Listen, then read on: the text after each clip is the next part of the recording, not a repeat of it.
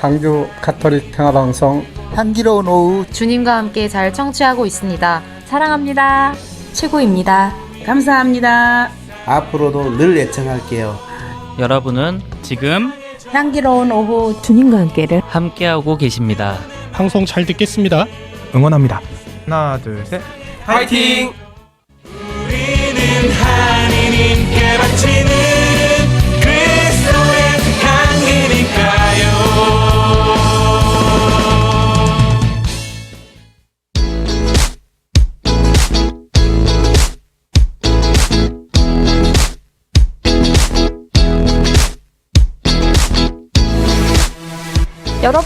여러분, 교리가 어려우신가요?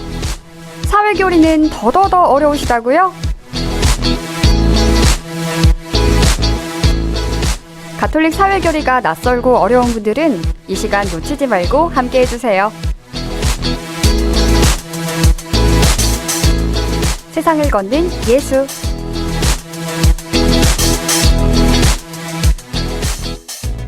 광주대교구 사회사무국장 조정훈 안토니오 신부님과 함께합니다. 신부님 어서 오세요. 네, 안녕하세요. 조정훈 신부입니다. 네, 반갑습니다.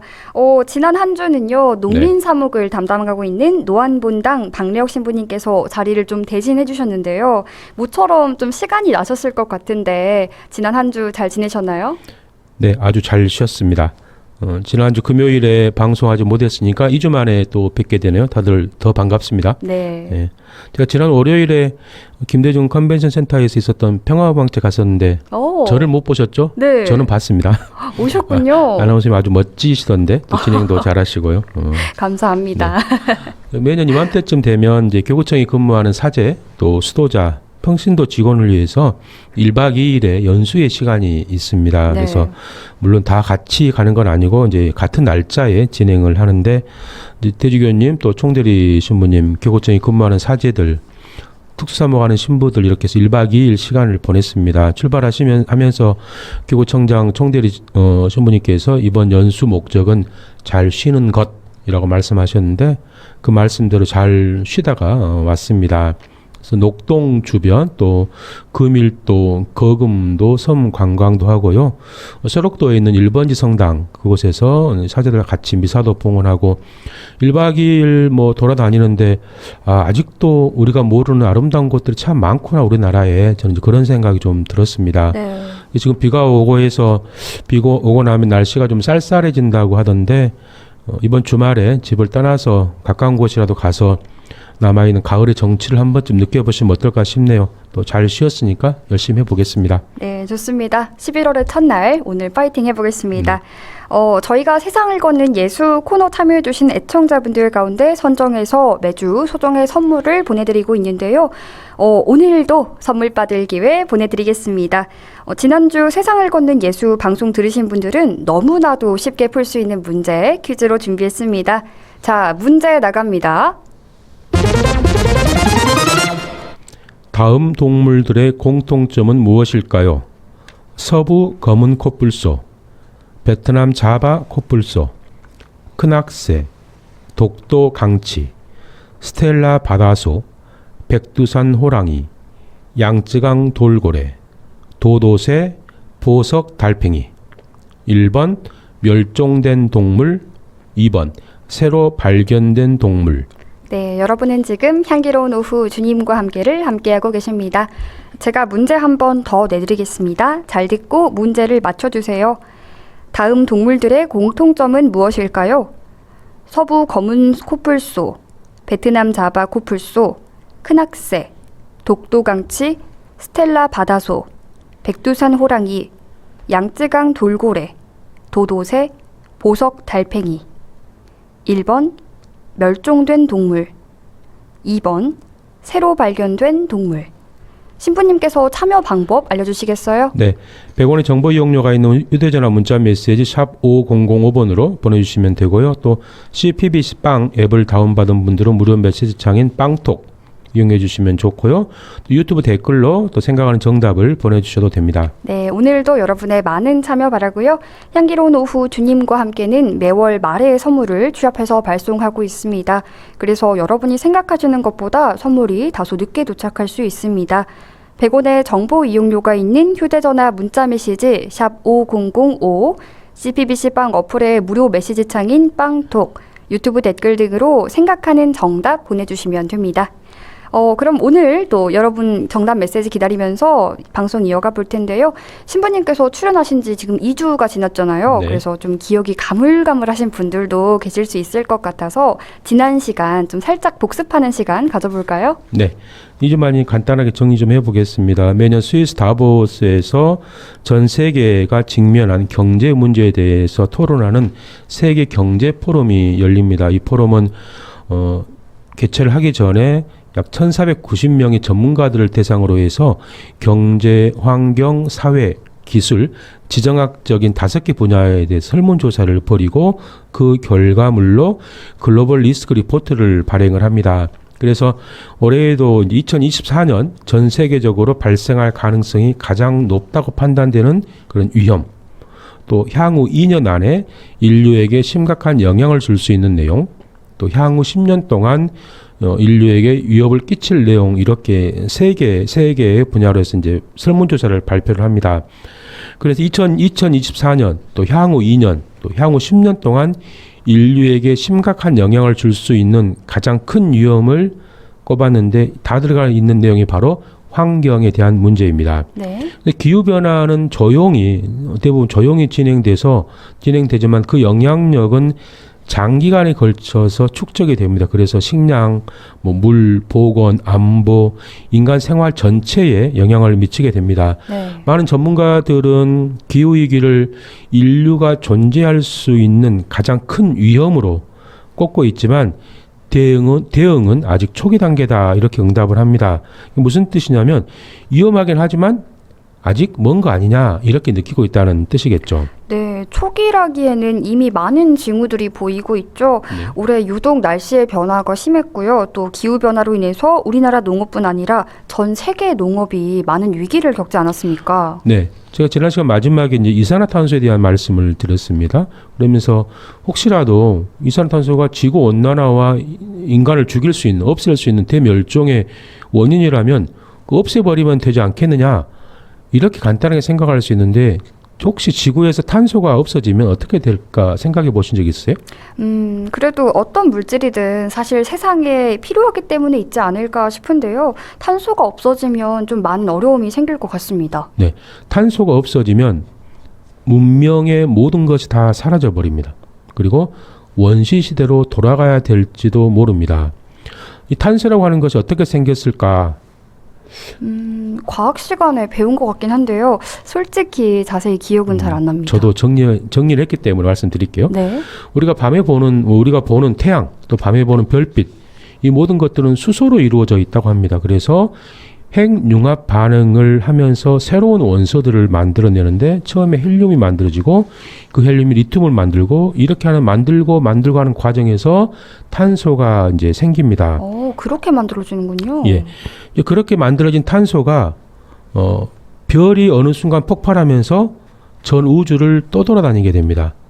그러다가 끌어당기는 자기력, 중력 같은 게 되겠죠. 그게 중력에서 어느 한 지점에서 모여서 뭉쳐지면서 새로운 행성이 하나 만들어집니다. 지구도 그렇게 만들어졌을 것이라고 학자들은 이야기를 하죠. 네. 그래서 지구에 있는 모든 탄소는 결국 저 하늘에 있는 별에서 왔다, 이렇게 말할 수도 있습니다.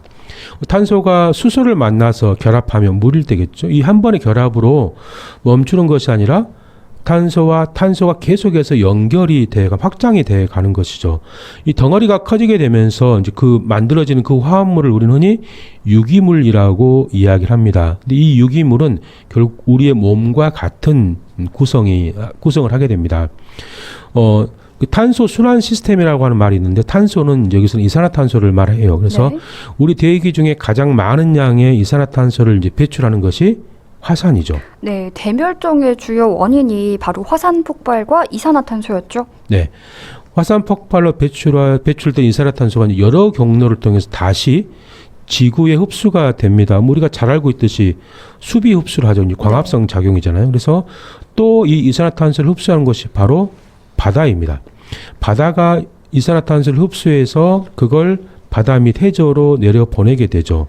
그리고 빙하에도 이산화탄소가 많이 들어가 있다고 알려져 있습니다. 그렇게 들어간 이산화탄소가 이제 오랜 세월이 지나면 땅 속으로 또 들어가고 땅 속에 들어갔던 이산화탄소가 화산이 폭발하면서 다시 대기 중으로 나오게 되고 이게 순환한다고 해서 탄소 순환계라는 표현을 씁니다. 네. 이 탄소 순환계에서 가장 중요한 부분이 이 탄소를 흡수하는 숲, 바다, 빙하라고 우리가 흔히 말합니다. 아나운서님 생수병, 또 쌀밥, 샤프심 공통점이 뭐라고 생각하세요? 전혀 다른 듯한데요. 굳이 공통점을 찾자면 탄소 아닐까요? 예, 제가 지금 탄소 이야기를 하고 있잖아요. 생수병, 쌀밥, 샤프심의 공통점은 다 탄소를 포함하고 있습니다. 이 탄소는 우주에서 수소, 헬륨, 산소에 의해서 네 번째로 많은 질량을 차지하고 있고 우리 몸에서도 18% 질량을 우리 몸을 좀 차지하고 있어요. 탄소는 네. 수많은 종류의 화합물을 만들어냅니다. 그래서 덕분에 우리 주변에서 볼 수 있는 많은 것들이 탄소가 들어가 있습니다. 탄소 원소 기호는 C라고 표현을 하는데 라틴어 이름인 카본.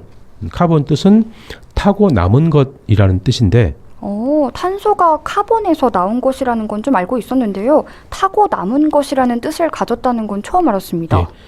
그리고 숯 알죠? 새카만 숯. 네. 그리고 다이아몬드. 구조만 다를 뿐 숯과 다이아몬드를 완전히 연소를 시키면 같은 양의 이산화탄소가 발생한다고 이야기를 합니다.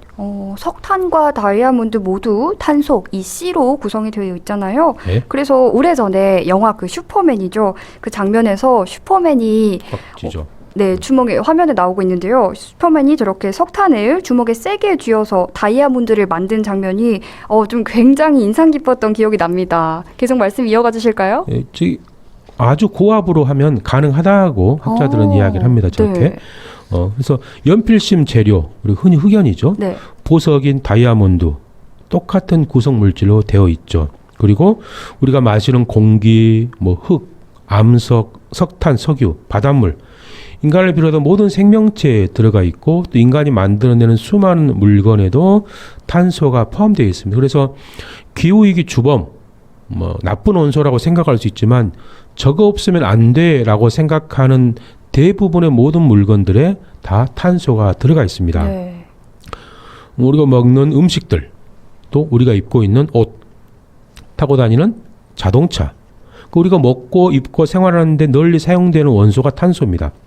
인간은 탄소가 없으면 존재할 수 없는 사람이기도 합니다. 네, 맞습니다. 사실 저희가 이산화탄소를 줄이자, 탄소를 줄여야 한다 이렇게 좀 강조를 하다 보면 탄소가 우리 세상에서 좀 아예 사라져야 하나? 라는 느낌을 좀 받곤 하는데요. 사실 탄소도 우리 세상에서 꼭 필요한 물질이죠. 네, 탄소가 문제가 아니고 우리가 그걸 잘못 사용하고 있기 때문에 이 순환의 균형이 깨져버린 것이죠. 네. 그러니까 대기와 땅, 바다, 생물체 사이에서 탄소가 형태를 바꿔가면서 돌고 도는 탄소 순환 시스템.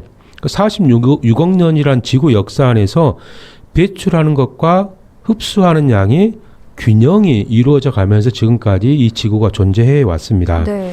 사람이 호흡을 하면 분명히 이산화탄소가 나오잖아요. 네. 그리고 이 대기권에서 식물의 광합성을 통해서 그게 다시 흡수를 해서 생물권으로 들어오게 되고 죽어서 땅으로 돌아가는 또 탄소는 석탄, 석유가 되는 것이죠. 네.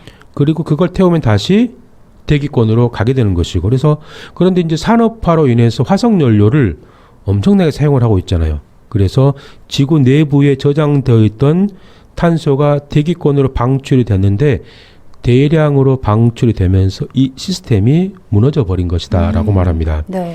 탄소가 무조건 나쁜 것은 절대 아닙니다. 그래서 우리가 할 것은 이 탄소의 순환이 원래의 모습대로 돌아갈 수 있도록 만드는 것, 그걸 우리가 노력을 해야 되겠죠. 네. 제가 어떤 단체에 대해서 설명을 좀 세 가지 힌트를 드리면 설명을 할 텐데 한번 맞춰보십시오. 아나운서님 알더라도 말씀하시면 안 됩니다. 네. 첫 번째는 1970년에 결성된 반핵 단체로 해일을 일으키지 말라는 이 위원회를 모태로 해서 캐나다 밴쿠버 항구에 12명의 환경보호운동가들이 모여서 결성한 단체.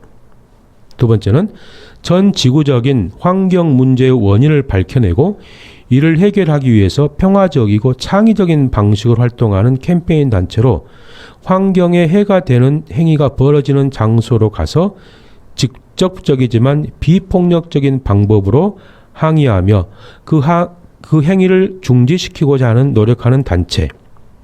세 번째는 이 단체의 활동으로 인해서 다음과 같은 변화들이 일어났는데 브라질 정부가 불법 벌목 단속을 강화하고 보호구역을 확대하고 러시아 정부와 협력하여 시베리아 원시림의 대규모 보호구역을 설정하고 인도네시아의 파뮤 플랜테이션 확장을 막기 위해서 캠페인을 벌였고 몇몇 주요 기업들이 지속 가능한 파뮤 생산을 약속을 했고 과연 어떤 단체일까요? 이제 정답 말해도 될까요, 신부님? 네, 말씀하십시오. 정답은요, 그린피스입니다. 네.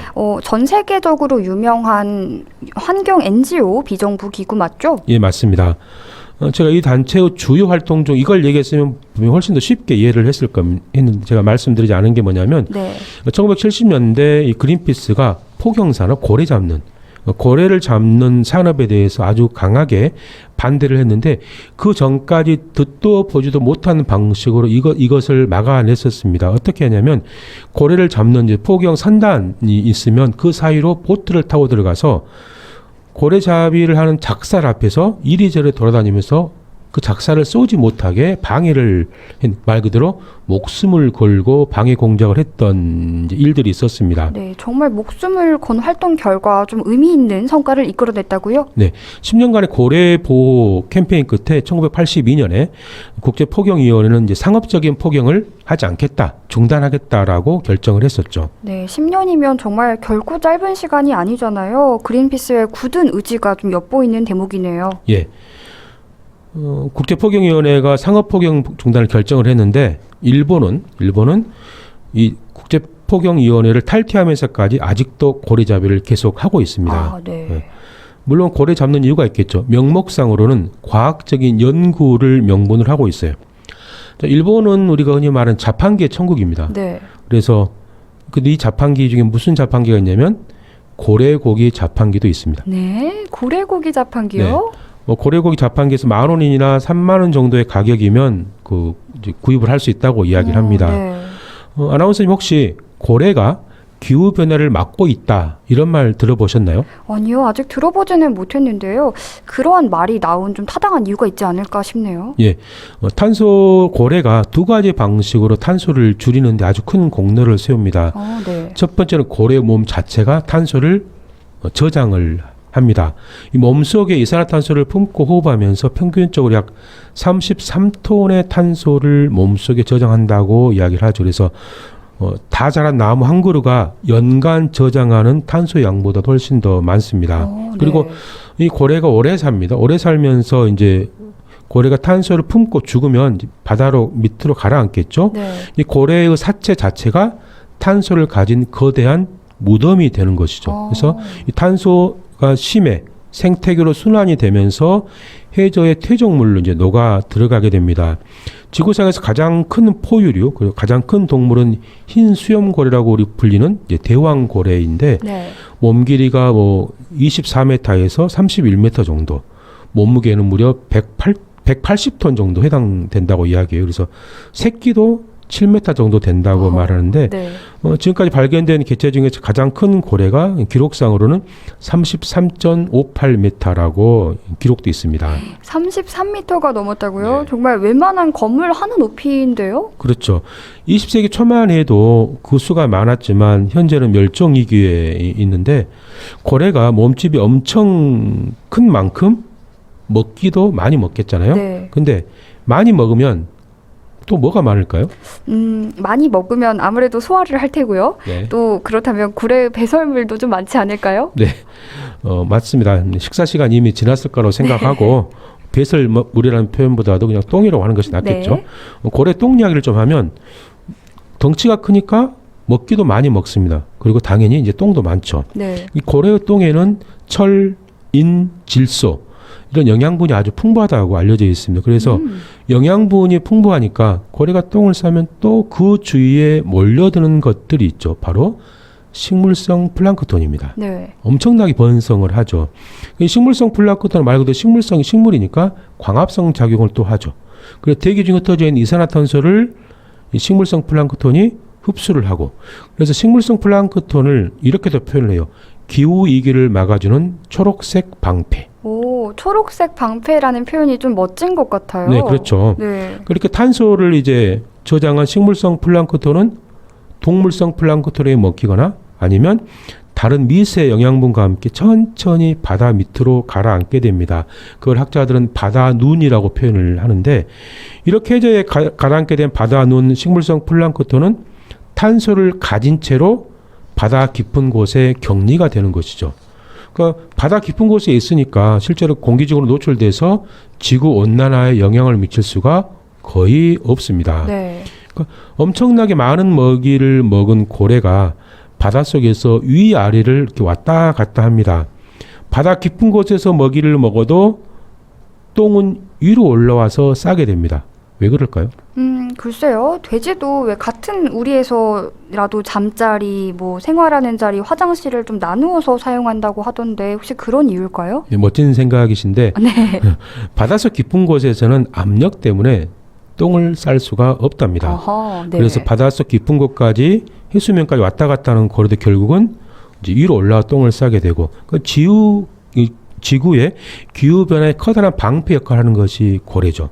나무 한 그루가 매년 흡수하는 이산화탄소의 양이 약 22kg 정도 된다라고 말하는데, 고래 한 마리를 보호하는 것은 나무 수천 그루를 심는 것만큼 중요한 결과다. 연구 결과가 있습니다. 또 기후위기를 막기 위해서 고래 개체수를 보존을 해야 되는데, 지금 현재 한 140만 마리 정도의 뭐 고래가 있다고 알려져 추정을 해요. 네. 그런데 만일에 옛날과 같이 뭐 400만 마리, 500만 마리의 고래가 아직 살아가게 된다면 식물성 플랑크톤 양이 그만큼 증가하면서 포집할 수 있는 이산화탄소 양도 엄청 늘어나겠죠. 네. 그래서 식물성 플랑크톤이 1%가 늘어나면 20억 개의 나무를 심는 것과 같은 효과를 볼 수 있다고 말합니다. 20억 개 남으면 정말 어마어마한 효과인데요? 예. 근데 이 고래뿐만이 아니고 우리나라 갯벌도 연간 26만 톤의 이산화탄소를 흡수한다라고 이렇게 연구 결과가 있어요. 네. 그런데 여전히 우리나라 한쪽에서는 이 갯벌을 막아서 다른 용도로 사용하기 위해서 매립을 하죠. 잘 아시는 것처럼 세계 잼버리 대회가 열렸던 전주교구의 새만금 있죠. 새만금 갯벌 네. 있잖아요. 여기에 전주교구에서는 이 막아버린 이 갯벌을 열어서 물이 항상 좀 왔다 갔다 할 수 있게 해수가 상시 유통할 수 있도록 서명도 받고 있고 노력을 하고 있습니다. 그래서 11월 25일까지 매주 월요일 오후 3시에 부안 해창 갯벌에서 새만금 생태계 복원 기원 어려움 미사를 봉헌을 하고 있습니다. 자, 이제 아나운서님 제가 몇 개 회칙의 시작 부분을 읽어드릴 텐데 잘 들어보시고 이게 무슨 차이가 있는지 한번 생각해 보시기 바랍니다. 네, 제가 한번 잘 들어보겠습니다. 세상을 걷는 예수 듣고 또 보고 계신 우리 애청자 여러분들도 지금 함께 잘 들어보셨으면 합니다. 신부님 말씀 이어가 주시죠. 먼저 가톨릭 교회의 사회교리가 시작된 1891년에 반포된 회칙 새로운 사태입니다. 노동자들의 상황에 관하여 사도자와 더불어 평화와 일치를 누리는 존경하는 형제들인 총주교, 수석주교, 대주교, 주교들에게 보내는 교황 레오 13세 성하의 회칙. 두 번째는 1981년 새로운 사태 반포 90주년을 기념하며 반포된 교황 요한 바울 2세 회칙 노동하는 인간의 시작 부분입니다. 존경하는 형제 주교들에게, 사제들과 수도자 가족들에게, 교회의 자녀들과 선의의 모든 사람들에게 보내는 회칙. 세 번째는 1963년에 반포된 교황 요한 23세 회칙 지상의 평화입니다. 사도자와 더불어 평화와 일치를 누리는 존경하는 형제들인 총주교, 수석주교, 대주교, 주교, 그 밖의 지역 집권자들에게, 가톨릭 세계의 모든 성직자와 신자들에게, 그리고 선의의 모든 사람들에게 보내는 회칙. 차이점이 좀 느껴지시나요? 회칙의 대상이 좀 뭐랄까요? 점점 넓어진다는 느낌이 좀 들거든요. 일단 사회교리 회칙의 시작인 새로운 사태는 교회 내부의 사람들을 대상으로, 또 지상의 평화와 노동하는 인간 회칙에서는 이 회칙의 대상이 교회 내부 사람들뿐만 아니라 좀 교회 외부, 좀 모든 사람들을 대상으로 한다, 이런 느낌이 좀 옵니다. 네, 맞습니다. 잘 들으셨습니다. 그러니까 회칙을 읽어야 되는 사람들의 대상의 폭이 아주 넓어지고 있습니다. 이게 찬미 받으소서 프란시스 교황님 회칙이죠. 그 찬미 받으소서 회칙 3항에서는 아주 폭넓게 이야기를 하고 있습니다. 네, 아쉽게도 시간 관계상 오늘은 여기까지 이야기 나눠야 할 것 같은데요. 신부님, 이 시간을 통해서 홍보하실 내용이 있다고요? 네, 제가 또 정의평화위원회를 맡고 있어서 네. 신우다 11월 특강에 대해서도 좀 말씀드리겠습니다. 11월 6일, 11월 첫 번째 수요일 저녁 7시입니다. 쌍천동에 있는 교구청 대검문화관에서 시민정치 누구나 다 한다 11월 특강이 있습니다. 추석 때 길거리에 붙어있던 현수막 기억하실는지 모르겠어요. 추석 땐 아프지 마세요. 추석 땐 전 먹지 마세요. 가까운 병의원 응급실 전화번호가 있었는데 신우다 이번 9월 제9강 특강 주제가 의료 민영화 위험과 공공의료라고 하는 주제입니다. 이번 달에 오실 강사는 주교위의 정의평화위원회 또 위원이시고 서울 녹색병원의 의사이시고 건강권 실현을 위한 보건의료 단체에서 활동하고 있는 정형준 정책위원장의 특강이 있습니다. 의료 대란이 일어났지만 이 정부는 아무런 문제 없이 모든 것이 잘 되고 있다고 이야기를 하고 있죠. 국민은 전혀 공감하지 못하는데 사회적 협의나 치밀한 준비 없이 정부가 일방적으로 의사 정원 숫자를 발표한 순간부터 모든 문제가 시작되었다라고 표현합니다. 도대체 왜 윤석열 정부가 2,000명이라는 의사 숫자를 늘리려는 진짜 목적이 과연 무엇일까? 또 윤석열 정부가 밀어붙이고 있는 것도 하나 있습니다. 국민건강보험공단에 있는 개인의 질병보험 정보를 민간보험회사에 넘기려고 하는 것입니다. 민간보험회사가 그 개인 정보를 가져다가 어디에다 쓰려고 하는 것일까? 국민건강보험은 우리 국민에 대한 모든 방대한 정보를 갖고 있지만 개개인에 대해서 위험평가를 하지 않습니다. 그러니까 이 사람 곧 죽을 사람이다, 살려도 된다, 이런 평가는 하질 않죠. 네. 오직 소득에 비례해서 보험료를 걷고 도움이 필요한 사람들에게 의료 서비스를 제공을 하죠.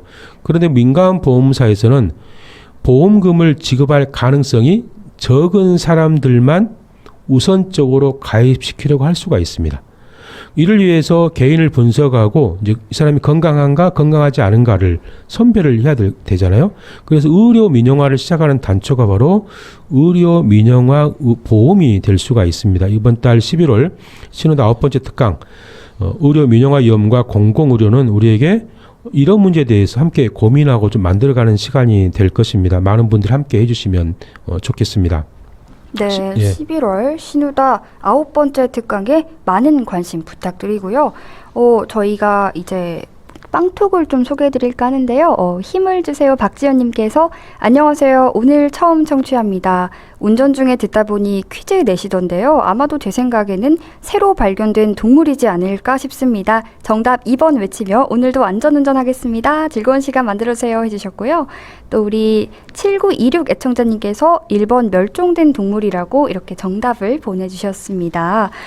그리고 유튜브 댓글로도요, 스텔라님께서 인사 남겨주셨네요. 참여해주신 모든 분들 감사드립니다. 그럼 신부님께서 정답을 좀 알려주시겠어요? 네. 다시 볼 수 있으면 좋겠지만 이미 사라져버린 동물 1번 멸종된 동물입니다. 네, 정답은 1번 멸종된 동물이었습니다. 오늘도 좋은 말씀 감사합니다, 신부님. 네, 고맙습니다. 네, 지금까지 광주대교구 사회사무국장 조정훈 안토니오 신부님과 함께했습니다.